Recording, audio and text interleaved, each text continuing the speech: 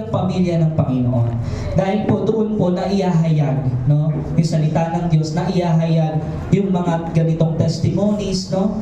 So I would like to congratulate each and everyone dahil talagang lumalago yung pananampalataya, no.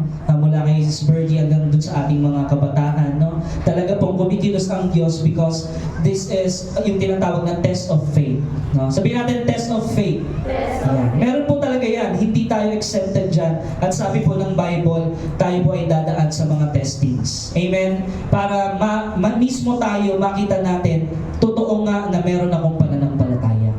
Amen? At ika nga mga kapatid, yung pinakakawawang tao, hindi yung taong walang pera. Yung taong walang pananampalataya. Kay Kristo. Yun ang pinakakawawa, no? Bakit po mga kapatid? Kasi kahit wala kang pera, pero may pananampalataya ka, magkakapera ka. Amen. Amen. May paraan ng Diyos eh. God will always make a way. And because of your faith, you will walk, no, yung paraan ng Diyos. You will walk with Jesus and He will surely provide your needs. No? Your needs, not your greed. Amen? Your needs. So, tayo po naniniwala mga kapatid, ang pananampalataya talagang kailangan natin yan sa araw-araw. Sino naniniwala dito? Kailangan niya yung pananampalataya sa Diyos. Amen. At alam po ba natin mga kapatid, ang pananampalataya, hindi yan parang galing lang sa atin. No? Parang basta naniwala ka, nagkaroon ka ng faith. Hindi po. Ito po ay regalo ng Diyos. Amen? So, ang title natin mga kapatid, basahin natin, hindi na natin pagtagalin. 1, 2, 3, go! Yan. Nabanggit po yan kanina, no? Ano po yung title natin? 1, 2, 3, go! Sabay-sabay. Shield of Faith. Yan. Nabanggit po yan. Basahin natin sa Ephesians chapter 6, beginning at verse 10. Ang sabi dito, bilang pagwawakas, magpakatibay kayo sa kalakasan galing sa Panginoon at sa Kanyang dakilang kapangyarihan. Isuot ninyong buong kasuotang pandigma na kaloob ng Diyos. Kanino po galing yung kasuotan? Sa Diyos, no? Upang mapaglabanan ninyo ang mga pakana ng Diablo. Sabi doon, sapagkat hindi tayo nakikipaglaban sa mga tao, kundi sa mga pinuno, mga may kapangyarihan, sa mga tagapamahala ng kadilimang umiiral sa mundong ito, sa mga hukbong espiritual na kasamaan sa himpapawid. Kaya gamitin ninyo ang kasuotang pandigma na mula sa Diyos. Mula po sa Panginoon. Ano po yung mga bagay na iyon? No? Sabi doon sa verse 14, kaya't maging handa kayo ibigkis sa baywang ang sinturon ng katotohanan. Nabanggit din po yun sa devotion. Isuot sa dibdib, baluti ng katwiran. Sa verse 15, isuot ninyo sapatos ng pagiging handa sa pangangaral ng magandang balita ng kapayapaan. Lagi ninyong gawing panangga ang pananampalataya. Sa Ingles ay shield of faith. Napapatay sa lahat ng nagliliyab na palaso ng Diablo. Isuot ninyo ang helmet ng kaligtasan at gamitin ang tabak ng Espiritu na walang iba kundi ang salita ng Diyos. Tayo po'y panandali ang manalangin. Ama naming Diyos, maraming salamat po sa umagang ito, Lord, dahil po kami dinako mo sa lugar na ito upang patuloy, Panginoon, na maihayag ang iyong kadakilaan sa aming buhay, maitaas ka namin, makapagsama kami sa iyo sa Espiritu at katotohanan, Panginoon. Salamat, Lord, sa pribilehiyo na malaya kami sa anumang klaseng uri ng kasalanan. Malaya kami mula sa kapangyarihan ng kadiliman sapagkat, Lord, Ikaw ang siyang liwanag sa aming buhay. Salamat po, Ama, at patuloy ang iyong Santong Espiritu ang maghari sa aming pagtalakay ng iyong salita. We give you all praise and honor in the mighty name of Jesus, we pray. Amen. Sabi po mga kapatid, shield of faith. Everybody say shield. Shield. Yan. Hindi yan yung shield na parang safeguard, no? Bath soap. Hindi, no? Pero literally, yung mga ganoong shield, no? Layer of protection, katulad ng alcohol, di ba? Kapag nag-ano tayo, lilinis tayo ng kamay, di ba? Ginagamit natin yan para umiwas sa mga klase ng virus or mga germs. Amen? Ganun din po sa spiritual. Sa ika nga, everything is parallel.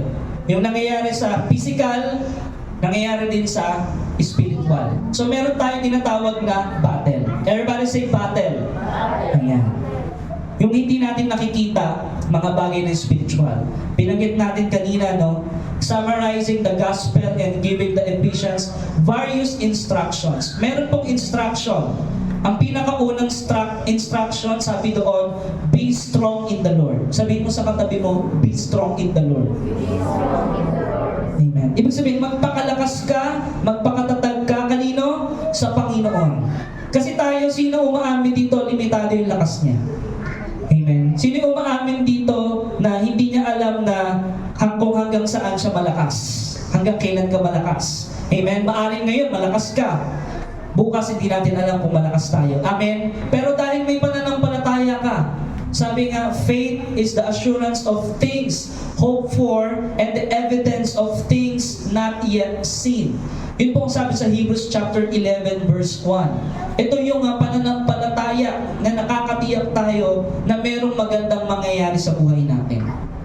Amen. Sino dito yung naniniwala may magandang mangyayari sa buhay niya? Why do you believe na may magandang mangyayari sa buhay mo? It's because of your faith in God. Because of God's promises. Amen? Merong pinangako ang Diyos, I will never leave you. I will never forsake you. No? Narito ako, anak. Diba? I will protect you if you will just put your trust, your faith in me.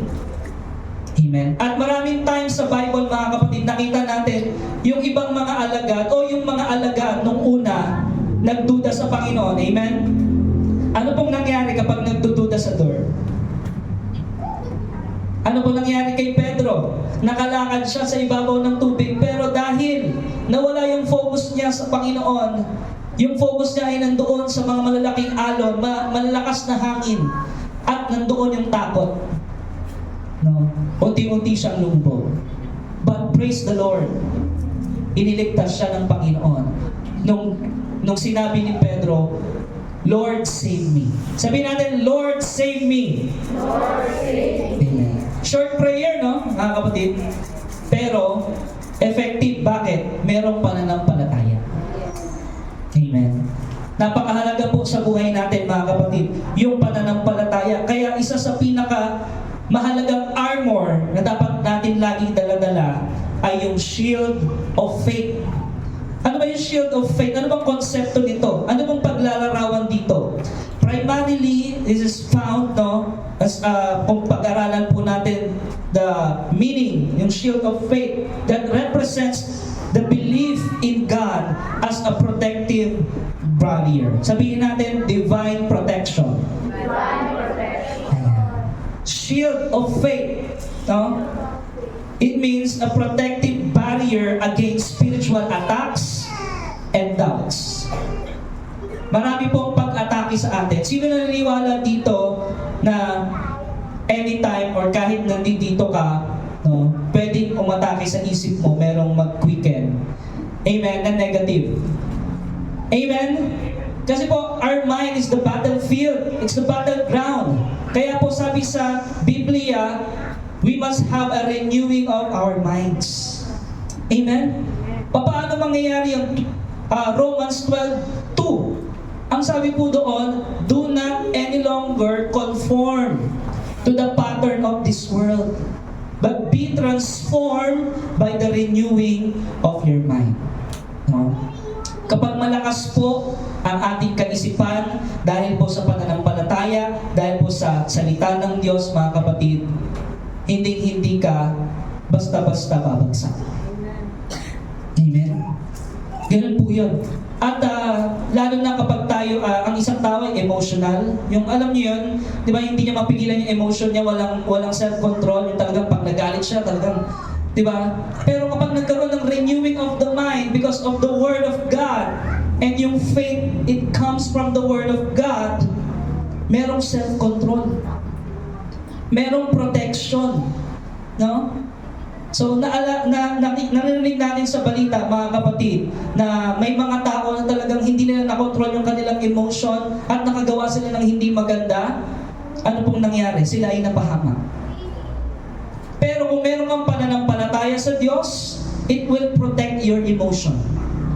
Nandoon ang Word of God at dahil meron kang pananampalataya pananampalataya, nandoon ang Holy Spirit, no? That will instruct you to think many times before you say anything.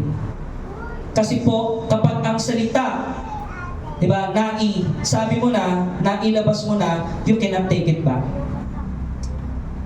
Words are powerful. Amen. It can make or break a person.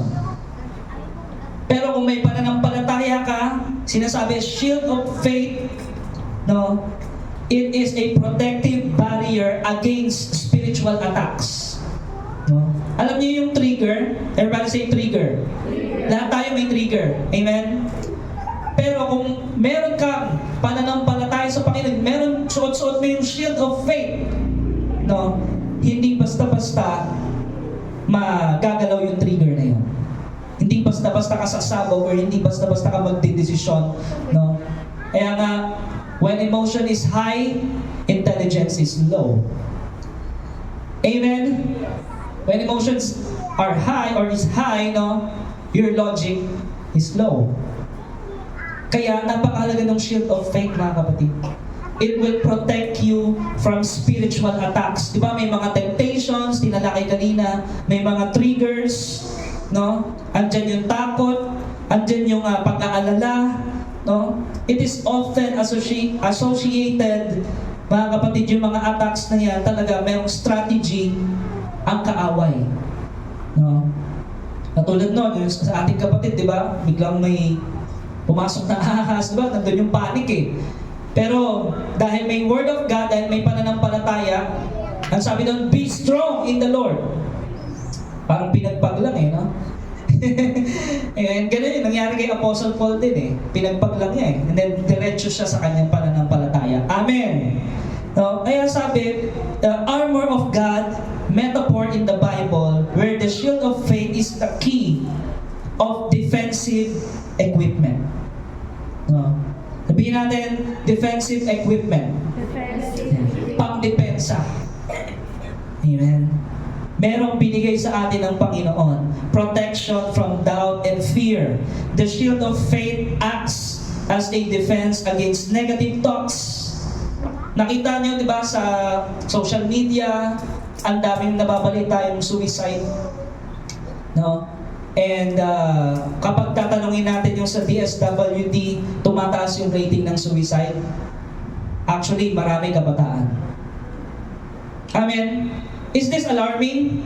Yes. This is very serious matter, mga kapatid. That's why napakahalaga to share the gospel, to shed light to people that are being attacked by negative thoughts, suicidal thoughts. No, we need faith, mga kapatid. We need God. No, we cannot live by our own. Diba? Yung mga bagay sa mundo, anxieties, temptations, negative thoughts, nariyan yan, ginagamit ng kalaban to attack you, to destroy you. No? Anong sabi sa John 10:10? Basahin natin sa King James Version. Ang Panginoong Jesus mismo ang nagsabi. Sabi niya sa John chapter 10 verse 10, the thief cometh not but for to steal and to kill and to destroy. Ang magnanakaw ay naparito upang magnakaw, pumatay at magwasak. Marami nang nawasak na pamilya. Amen. Nawasak na buhay. No? Na nawalan ng talagang pag-asa. No? Pero sabi ng Panginoon, ito yung pangako niya. Naparito ako upang bigyan sila ng buhay. No? Spiritually. No? Buhay, and that they might have it more abundantly. Everybody say abundance. What does it mean? Ano yung konteksto ng chapter 10 ng John? It talks about a shepherd. Amen. It talks about Jesus being the shepherd of the flock. Amen. Na hindi ka niya pababayaan. No, kung ikaw talaga ay merong pananampalataya kay Jesus bilang siya yung great shepherd, bilang siya yung Lord and Savior. Ang problema po sa maraming tao, hindi naman po kasi lahat ng tao Lord and Savior nila si Jesus. Kaya po, ano ang Great Commission natin, mga kapatid? To go No? Ibig sabihin ng go, there's an action. No? Be salt and light of this world. Maging magandang halimbawa tayo ng pananampalataya sa Diyos. Makita sa atin yung kapangyarihan ng salita ng Diyos. Makita yung transformation. Makita yung tayo ay buhay na patotoo. Amen? Makita sa atin na kahit anumang unos ng buhay, tayo ay nananatiling matatag sa Panginoon. Amen? For us, para maging liwanag din sa iba. Because Jesus is the light of this world. Amen? And tayong mga sumampalataya sa Panginoong Jesus, nagre-reflect yung liwanag na yon at liwanag ng pananampalataya nagbibigay pag-asa sa mga taong wala ng pag-asa. No? And the shield of faith, it is to protect us from the enemy's attacks. Mga kapatid, no? It allows believers to stand firm in their conviction. Kapag ikaw ay nagdududa, kapag ikaw ay dumaranas ng sakit, karamdaman, no? Kapag ikaw ay nandoon sa kawalan, no? So, it will protect dahil meron kang shield of faith even when we face adversity, mga kapatid, no? Kaya, kung makikita natin po sa Bible, inilarawan po ni Apostle Paul, yung literal, kasi nakita niyo yung mga soldier ng Romans, no, ng Roman Empire, talagang full battle gear eh. At doon niya yung sinulat, no, yung example na yon, na bawat armor, merong katumbas na sa salita ng Diyos na sinasabi dapat lagi nating suotin. Amen. Kaya napakaliwanag, a shield is vitally important to a soldier. Sino dito naniniwala sundalo siya ni Kristo? Amen. Amen. Kapag sundalo ka ng Panginoon, ano ibig sabihin nun? Ang sundalo ba ay hindi handa? Dapat laging handa, laging alerto. Merong sound mind, di ba? Meron talagang disiplina. Everybody say discipline. Amen. No? Merong disiplina sa salita ng Diyos. It's very important to a soldier to have this shield. It provides a blanket of protection. No? At itong nakita ni Apostle Paul na armor or yung shield of faith, kasi laki ito ng, alam mo yung pintuan nyo sa bahay? No? Parang ganon. Yung talagang kasyang-kasya or lagpas-pas sa tao. Ganon yung kasing laki nung panangga o yung shield of faith na sinasabi dito. Yung talagang it is the first barrier against the enemy's attack. No? Shields are painted with identifying marks. A Christian who takes up the shield of faith identifies himself as a foot soldier. Basahin natin sa Joshua 5:14. Joshua 5:14, sabi doon, hindi ang sagot ng lalaki. Ako'y naparito bilang pinuno ng hukbo ni Yahweh.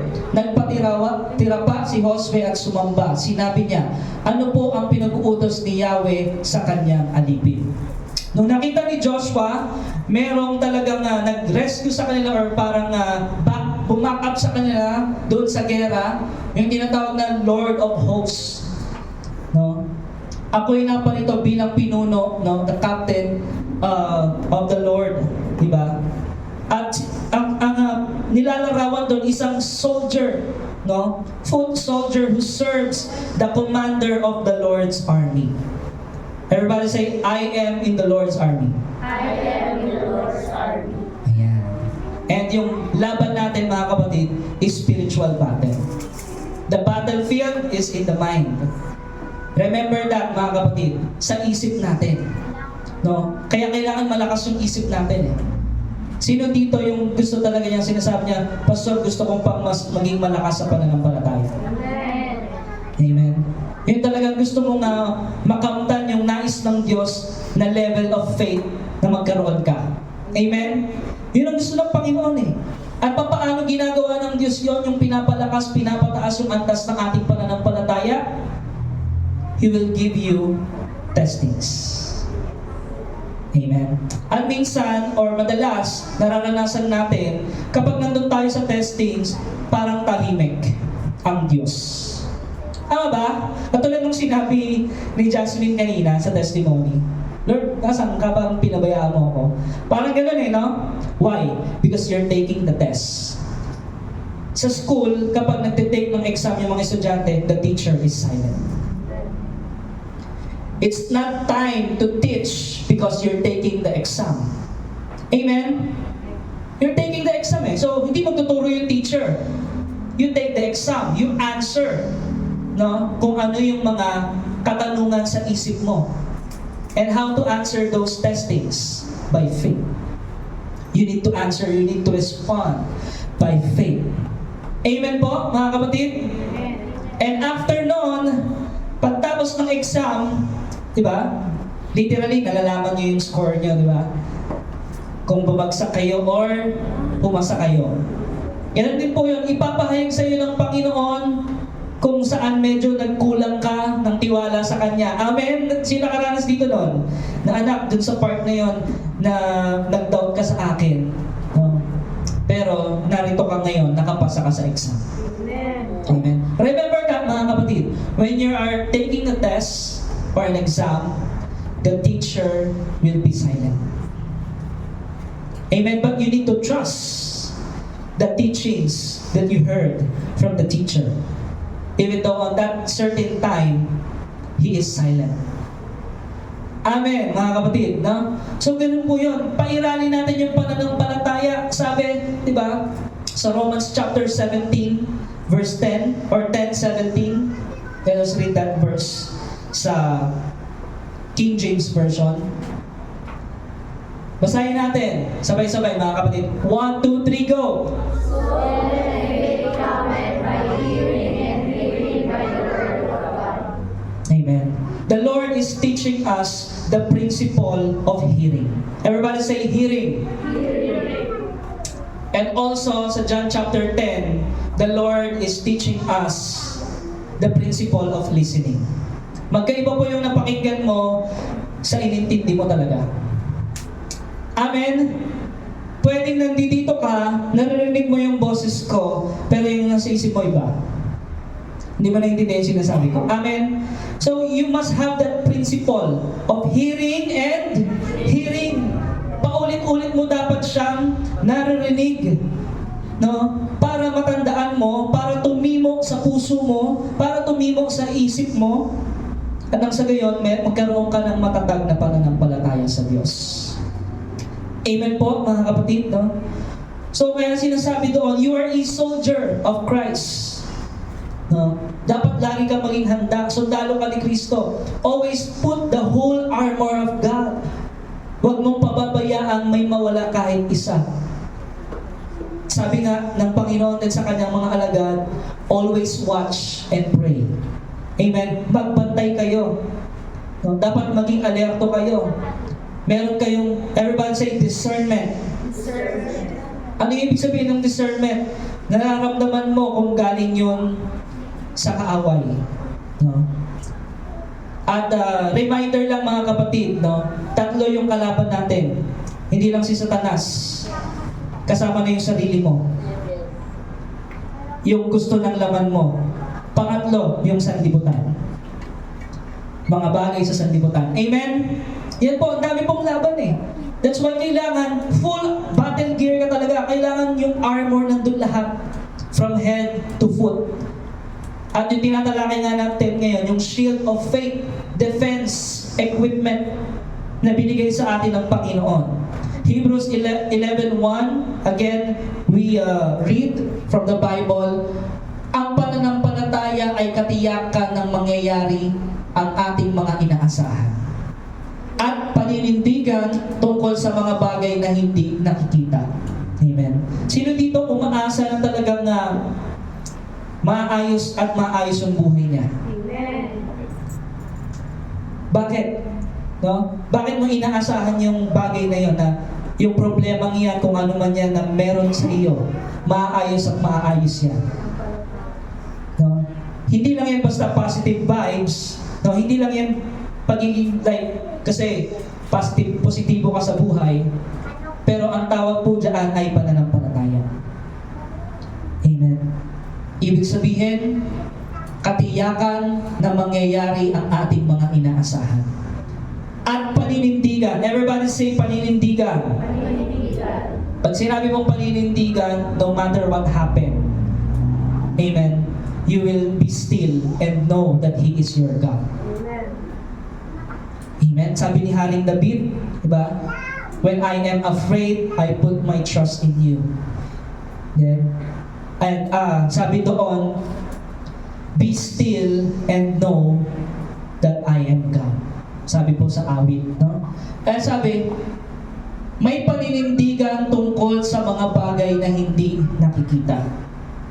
Amen. Kaya kung walang pananampalataya, mga kapatid, imposible na magtagumpay tayo sa laban. Amen po? Kung walang pananampalataya, imposible. No? Basahin natin Hebrews 11:6. Sa King James Version, without faith, it is impossible to please God. No? Without faith, everybody read, but without faith, to please Him. For he that cometh to God must believe that He is, and that He is a rewarder of them that diligently seek Him. Naniniwala ba tayo God is a God of reward? Amen. Ganun po yan mga kapatid eh. No? Laging merong reward na galing sa Panginoon. Dahil talagang nakita niya yung pananampalataya mo. No? Nakita niyo sa Bible, yung unang martir. Sino yung unang martir? Yung nakakaalam? Sa Book of Acts, none other than Stephen. No? He is the first martyr. Siya yung unang pinatay. No? Pagkatapos ng resurrection, pagkatapos ng ascension in heaven ng Panginoon. No? He's the first martyr na hindi siya bumitaw sa kanyang pananampalataya kahit nandoon na siya, nakabaon siya sa lupa at pagbabatuhin na siya ng bato. No? Stone to death kasi yung pinataw sa kanya eh. Dahil sa kanyang pananampalataya sa Panginoon. Pero anong sabi ni Stephen? Tumingala siya sa langit at sabi niya, Ama, patawarin niyo po sila, hindi nila alam ang kanilang ginagawa. Familiar ba yung sinabi ni Stephen? Yes. Bakit? Yun din yung sinabi ni Jesus nung nasa cross siya. Father, forgive them. One of the 7 last words, Father, forgive them, for they do not know what they are doing. At yun din yung sinabi ni Stephen nung bago siya mamatay. At makikita natin doon, mga kapatid, sinabi doon, tumayo ang Panginoong Hesukristo. Nakita ni Stephen, nakatayo ang Panginoong Hesukristo. What does it mean? Na-comment yung pananampalataya ni Stephen. Kumbaga, ang langit ay nagkaroon ng standing ovation because of his faith. Kasi mababasa mo sa Bible, Jesus is seated at the right hand of the Father. Pero pagdating doon sa senaryo kung saan si Stephen ay tangkang papatayin na, nakita niya ang Panginoong Kristo nakatayo. Why? Because of his faith. Mga kapatid. Amen? Talagang nakita ng Panginoong Kristo, wow, this man is after my heart talaga. Katulad ni David. After God's own heart. No? Hindi siya talaga matitinag kahit buhay niya pa. No? At marami pong ganyan, modern Stephen sa panahon natin ngayon. Yung mga nababalitaan natin, pinugutan ng ulo doon sa mga bansang bawal ang Biblia, sinunog sila, di ba? Nung mga kalaban ng kalaban ng Kristiyano ng pananampalataya. No, pero hindi nila dineny, hindi nila ni-renounce ang kanilang pananampalataya kay Jesus. Sino dito yung gusto yung magkaroon ng ganong faith? Amen. Minsan tayo, konting lang, nawawala na yung faith eh. Konting ambon lang. No? Parang konting problema lang, parang nawawala na agad yung faith. Pero hindi ba natin alam, merong mga Kristiyano sa ibang lugar na talagang sukdulan na yung kanilang paghihirap, sukdulan na yung kanilang pagpapahirap sa kanila. Pero nandun pa rin ang kanilang pananampalataya. Amen. We must be inspired, no, by the faith na pinakita po ng mga naunang alagad. Katulad po ni Stephen, katulad ni Apostle Paul. ilang barko na yung sinakyan niya nawasak, ilang bagyo yung kanyang sinuong, no? Tapos, kinagat din siya ng ahas, no? Alala niyo yun? Papunta siya kay Cesar, no? Tapos bumagyo, pero he is on the mission to preach the gospel. Diba? Pinapapunta siya doon ng Panginoon, hindi siya nagpatinag. Dahil suot-suot niya yung armor, shield of faith. Walang makakapigil sa iyo. If God is for us, who can be against us? Amen, mga kapatid. Kaya nga, yung atake ni Satanas can sometimes cause us to doubt God. Sino dito inaamin niya minsan na siyang nagduda sa Diyos? Aminin natin yan sa Panginoon, Lord. No? Forgive me because I doubted you. No? Nung time na iyon. Kung ano man yung time na nagduda ka sa Panginoon. No? Pakana po yan ni Satanas doon sa isip mo. No? Ako po, naalala ko nung nagka-COVID po ako, 2021. Wala pang bakuna nun. Tinamaan po ako ng Delta variant. Naalala niyo yung variant na yun, Delta. No? Malakas-lakas po yun. At talagang konting kilos ko lang, tuloy-tuloy na yung pag-uubo at sobrang sikip sa yung dibdib, no? Hindi talaga, sobrang taas ng lagnat ko at every night binabangungot ako. No? Talagang hindi ko maintindihan kung ano yung klaseng panaginip na yun na, di ba? Yung mga mukha ng monsters, mga ganun eh. Yung talagang sinusubukan yung pananampalataya mo na mamamatay ka na. May ganun eh. May ganun sa isip mo eh. Mamamatay ka na, COVID yan, Delta variant yan, wala ka pang bakuna, tapos ka. No? And again, tayo ay Kristiyano, di ba? What's the normal thing to do? You pray to God. Yung gesture of trusting the Lord. No? So, sabi ng asawa ko, umuungol daw ako, gumagano kasi binabangungot ako eh. I am fighting by faith. Diba? I am fighting that sickness physically, and I am also fighting the attacks of Satan spiritually in my mind. Amen? And praise God, I won the battle. Jesus won the battle for me. Amen. And after 12 days, di ba, nanood ako ng YouTube, yung kay Doc Willie, di ba, sabi niya, basta nakaabot ka ng mga 12 days or 2 weeks, magkakaroon ka na ng antibodies, di ba? And then talagang andun na yun, mawawala na yung COVID. Basta masurvive mo yung weeks na yun. No, 2 weeks. Kasi wala pang ang bakuna nun eh. Talagang ginapang yun, no? Tapos, payat na payat ako. But because of faith, I am alive right now speaking to you today. Amen.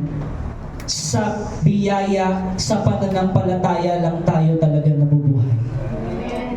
Amen, mga kapatid. Kaya kung ano mang atake ni Satanas, kapatid, pairalin mo yung pananampalataya mo. Kaya mo yan dahil sa Panginoong Jesus. You can do it. Sabihin mo sa katabi mo, you can do all things through Christ. Yan. No? Tiwala ka sa Panginoon. Yung sa oras na iniisip mo, parang hindi ko na kaya. Diba? Parang bibigay na ako, parang suko na ako. Diba? Lord, kunin mo na lang ako. Parang gano'n, diba? Lord, nandito kami sa sitwasyon ng kawalan. Lord, nandito kami sa sitwasyon ng karamdaman. Lord, natatakot ako para sa anak ko, para sa pamilya ko, para sa asawa ko. Kapatid, when you are in that moment, release the power of faith.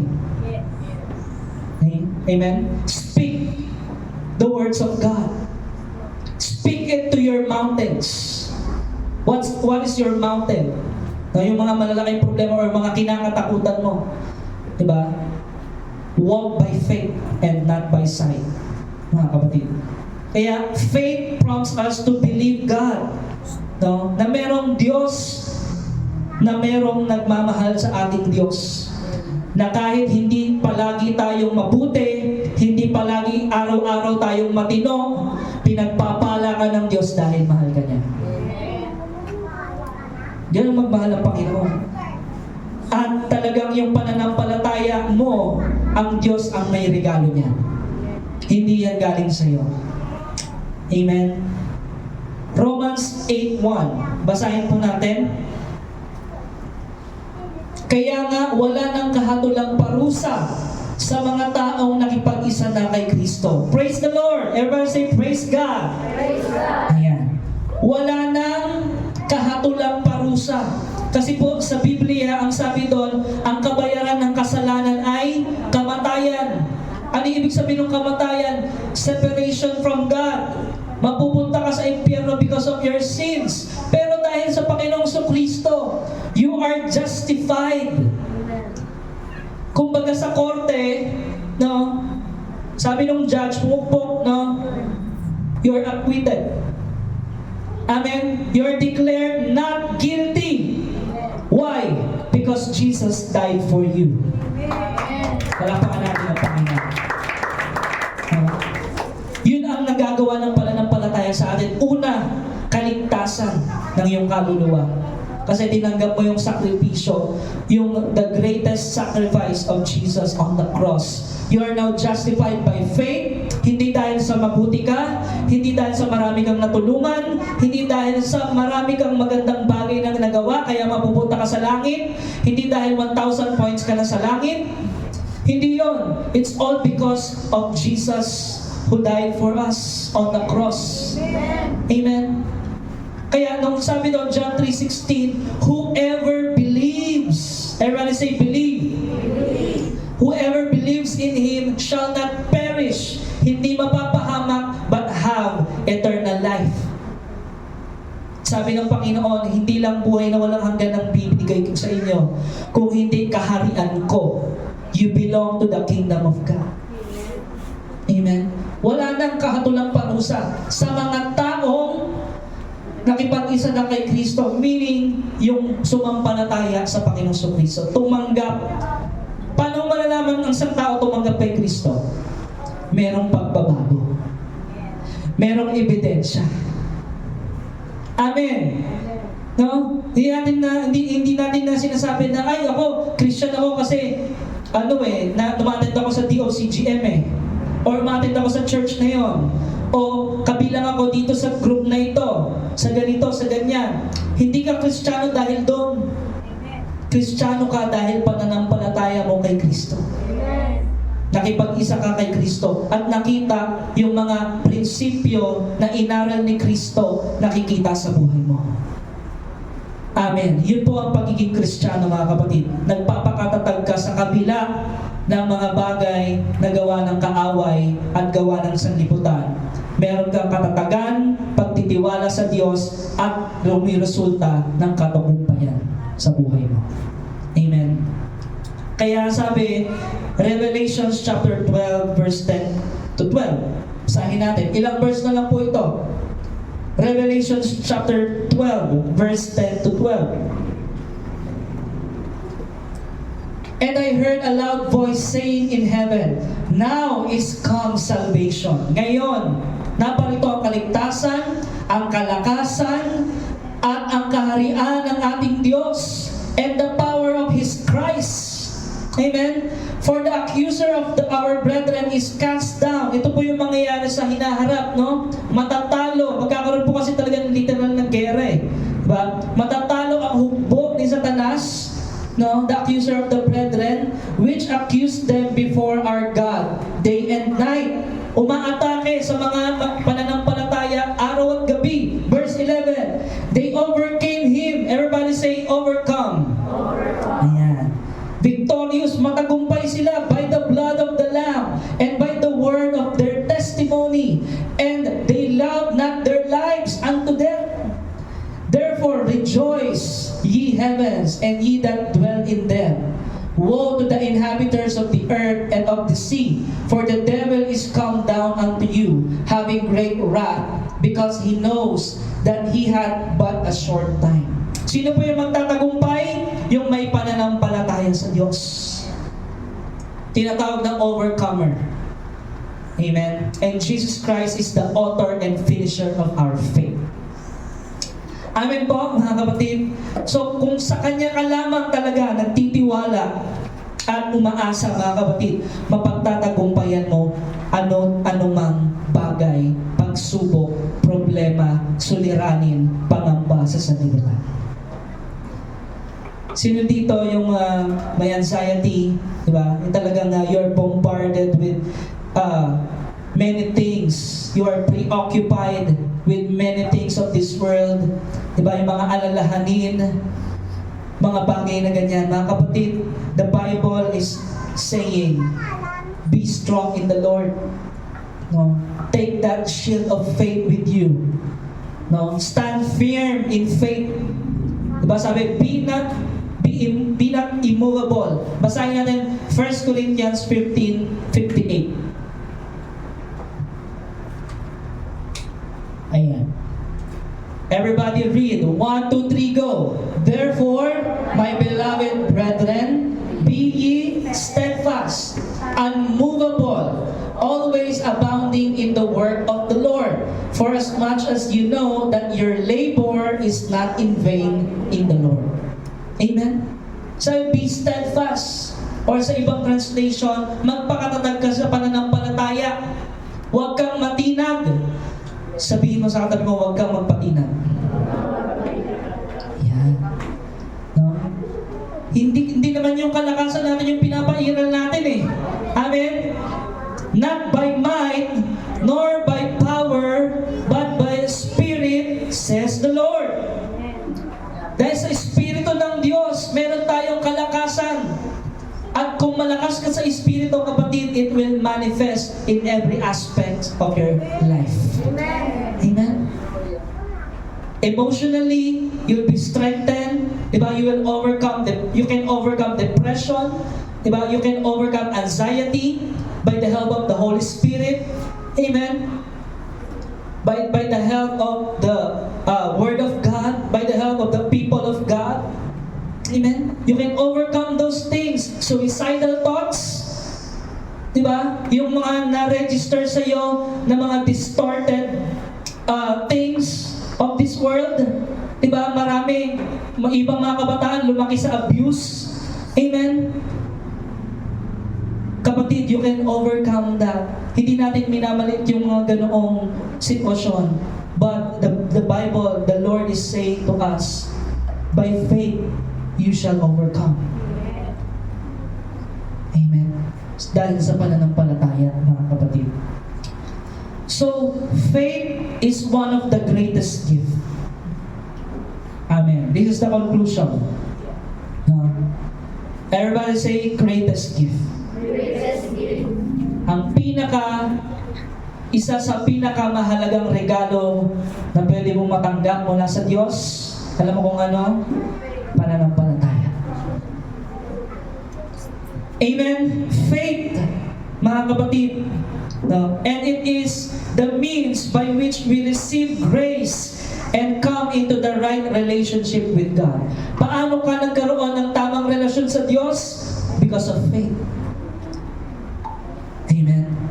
It is because we have been justified. Dahil tayo naligtas, pinawalang sala na. Kaya ngayon, meron ka ng ugnayan sa Panginoon. Faith is the doorway to hope in God. Because we have faith in God, our suffering need not phase us. In fact, we can persevere under trials. Amen? At makikita mo sa isang tao na may pananampalataya, kahit dumadaan siya sa matinding pagsubok, nagagawa niya pa rin magalak at sumamba, magpuri sa Panginoon. Palakpakan natin ang Diyos na buhay. Bakit? Ang pananampalataya, hindi yan nakabase sa kung anong sitwasyon meron ka. Ang pananampalatayang totoo ay nakabase sa salita ng Diyos. Hindi yung meron kang pananampalataya kapag easy lang ang buhay. Wala masyadong problema sa bahay. Okay si nanay at si tatay. Okay ang pamilya, kaya praise the Lord. Meron akong pananampalataya. Hindi doon nakabase ang pananampalataya.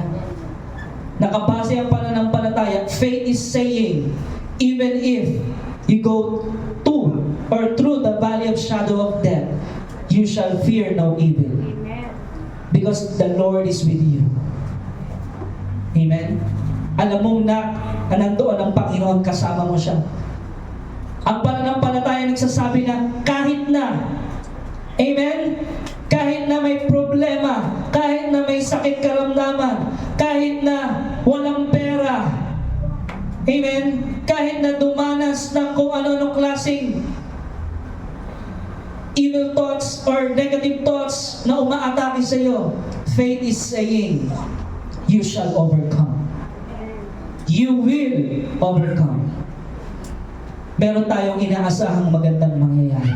Sino dito yung nananampalatayang magkakaroon ng revival sa Pilipinas? Amen? Yung naniniwala ka pa rin sa gitna ng kaguluhan sa ating gobyerno, sa ating kapaligiran, naniniwala ka pa rin, meron pa rin magandang mangyayari sa hinaharap sa Pilipinas. Why? Because Jesus is alive. His words is very powerful that can transform a nation. Amen. Kaya, we can persevere in every trial, mga kapatid. The things Satan attempts to use to discourage you, di ba? Dinidiscourage ka ng kaaway, binibigyan ka niya ng pagdududa, di ba? Na huwag ka nang makinig ng salita ng Diyos. Wala rin namang nangyayari eh. Tignan mo, may problema ka pa rin. Diba? Yan yung mga atake ni Satan eh. No? Huwag ka na mag-pray. Pray ka ng pray eh. Tingnan mo, walang nangyayari. Yan yung mga atake ni Satan eh. No? But, if you will hear, you have the principle of hearing and hearing. Listening and listening to the Word of God. Kapatid, yun ang pakinggan mo. Salita ng Diyos na nagsasabi sa iyo, anak, mapagtatagumpayan mo yan. Amen. Palakpakan natin ang Panginoon. The Lord is saying to you right now, you shall overcome. Hindi tayo binubola ng Bible. Hindi sinabi ng Bible na magiging easy ang journey. No. Sinasabi ng Biblia, dadanas kayo ng iba't ibang pagsubok, pero huwag kayong matinag. Huwag kayong magpapatinag.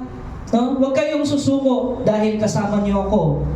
Pinagkaloob ko sa inyo ang pananampalataya at nananahan sa inyo ang banal na Espiritu. Amen. That is the evidence that God is not leaving you. He will not forsake you. Amen. Lahat ng mananampalataya may pinangahawakang pangako mula sa Diyos. Sino dito may pinangahawakang pangako mula sa Diyos? Sino dito yung pag binabasa niya promises of God, talagang, Lord, I claim this promise from you. No? That you are the God that healed me. Amen? You are my healer. Lord, I claim your promise that you are my provider. Lord, I claim your promise that you are my strength. You are my strong tower. Sino dito yung nananampalataya ng ganon? Na sinasabi sa Lord, Lord, I declare healing, blessings upon my family. By faith, I believe by faith na maaayos ang pamilya namin. Sino dito yung ganon? Lord, by faith, naniniwala ko yung mahal ko sa buhay na ito na wala pang relasyon sa iyo. By faith, naniniwala ko magkakaroon siya ng pagkakilala sa iyo. That's faith. Amen. By faith, naniniwala ako, Panginoon, na kalooban mo na magkaroon ng DOCGM ng sariling lugar, mabibili namin to. By faith, you believe that. Amen. Pagtatagumpayan ng mga anak ng Diyos ang sanlibutan. At nagtatagumpay tayo sa pamamagitan ng pananampalataya. Faith is a protective barrier between us and the schemes of Satan. When we believe God and take Him at His word, we remain grounded in truth, mga kapatid. No? Tayo ay nananatiling nakatayo sa ating panulukang bato, walang iba kundi ating Panginoong Kristo, the chief cornerstone. Amen. At hindi ka matitinag at magtatagumpay ka. No? Kapag mayroong kang kaharap na problema, alam mo magtatagumpay ka. Amen? Nagsisimula pa lang yung problema, nagpapasalamat ka na sa Lord. Sino dito yung ganun yung pananampalataya, no? Na Lord, salamat sa problemang ito. It's another opportunity for me to go to the next level of my faith. Amen? Yun eh. Nakikita mo yung problema, that problem will not destroy you, but will make your faith stronger. Amen. Yun po ang totoong pananampalataya sa Panginoon. Amen. Kaya naman mga kapatid, ang tanong sa atin ngayon, katulad tanong doon sa mga disciples, naalala nyo yung naglalayag sila? No? Una, okay. Wow, Lord, sarap palang maglayag, kasama ka. Amen? Nasa journey eh. Dumating yung bagyo. Diba? Andun na yung pagpapanik. No? Andun yung mga malalaking alon. Anong tanong ng Panginoong Kristo? Where is your faith? Now, church, this morning, the Lord is saying, ganun din question sa atin. Where is your faith? Nasaan ang iyong pananampalataya? Amen. I want to pray for you. You may rise up, mga kapatid.